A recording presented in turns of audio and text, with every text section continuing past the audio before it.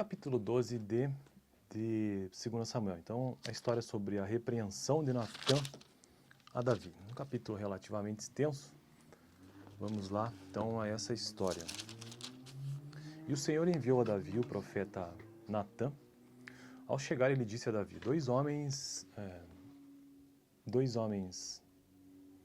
viviam numa cidade, um era rico e o outro pobre. O rico possuía muitas ovelhas e bois, mas o pobre nada tinha, senão uma cordeirinha que havia comprado. Ele a criou e ela cresceu com ele e com os seus filhos. Ela comia junto dele, bebia do seu copo e até dormia em seus braços. Era como uma filha para ele. Certo dia, um viajante chegou à casa do rico e este não quis pegar uma de suas próprias ovelhas ou de seus bois para preparar-lhe uma refeição. Em vez disso, preparou para o visitante a cordeira que pertencia ao pobre. Então Davi encheu-se de ira contra o homem e disse a Natã. E disse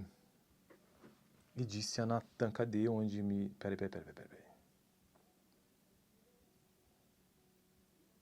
E disse a Natã, juro pelo nome do Senhor que o homem que fez isso merece a morte. Deverá pagar 4 vezes o preço da cordeira, porquanto agiu sem misericórdia. Você é esse homem, disse Natã a Davi, e continuou, assim diz o Senhor, o Deus de Israel, eu ungi rei de Israel e o livrei das mãos de Saul. Dei-lhe a casa e as mulheres do seu Senhor, dei-lhe a nação de Israel e Judá, e se tudo isso não fosse suficiente, eu lhe teria dado ainda mais. Porque você desprezou a palavra do Senhor, fazendo o que ele reprova, você matou Urias, o Hitita, com a espada dos amonitas e ficou com a mulher dele. Por isso a espada nunca se afastará de sua família, pois você me desprezou e tomou a mulher de Urias, o Hitita, para ser sua mulher. Assim, diz o Senhor, de sua própria família trarei desgraça sobre você, tomarei as suas mulheres diante dos seus próprios olhos e as darei a outro, e ele se deitará com elas em plena luz do dia. Você fez isso às escondidas, mas eu o farei diante de todo Israel, em plena luz do dia. Então Davi disse a Natã, pequei contra o Senhor. E Natã respondeu, o Senhor perdoou o seu pecado, você não morrerá. Entretanto, uma vez que você insultou o Senhor, o menino morrerá. Depois que Natã foi para casa, o Senhor fez adoecer o filho que a mulher de Urias dera a Davi.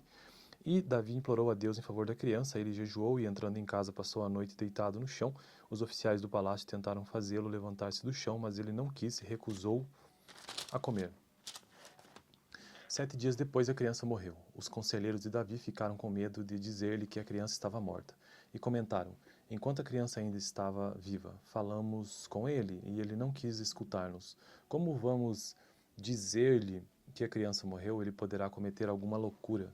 Davi, percebendo que seus conselheiros cochichavam entre si, compreendeu que a criança estava morta e perguntou, a criança morreu? Sim, morreu, responderam eles. Então Davi levantou-se do chão, lavou-se, perfumou-se e trocou de roupa. Depois, entrou no santuário do Senhor e o adorou. E, voltando ao palácio, pediu-lhe que lhe preparassem uma refeição e comeu. Seus conselheiros lhe perguntaram, por que ages assim? Enquanto a criança estava viva, jejuaste e choraste, mas agora que a criança está morta, te levantas e comes. Ele respondeu, enquanto a criança ainda estava viva, jejuei e orei. Eu pensava, quem sabe, talvez o Senhor tenha misericórdia de mim e deixe a criança viver. Mas agora que ela morreu, por que deveria jejuar? Poderia eu trazê-la de volta à vida? Eu irei até ela, mas ela não voltará a mim. Depois Davi consolou sua mulher, Batseba, e deitou-se com ela, e ela teve um menino, a quem Davi deu o nome de Salomão. Então foi Davi quem deu o nome à criança. Davi deu o nome de Salomão.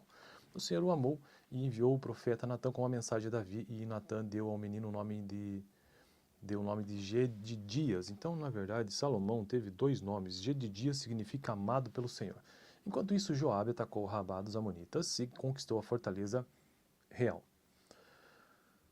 Feito isso, mandou mensageiros a Davi dizendo, lutei contra Rabá e apoderei-me dos seus reservatórios de água. Agora convoca o restante do exército, cerca a cidade e conquista-a, senão eu terei a fama de havê-la conquistado. Davi, então,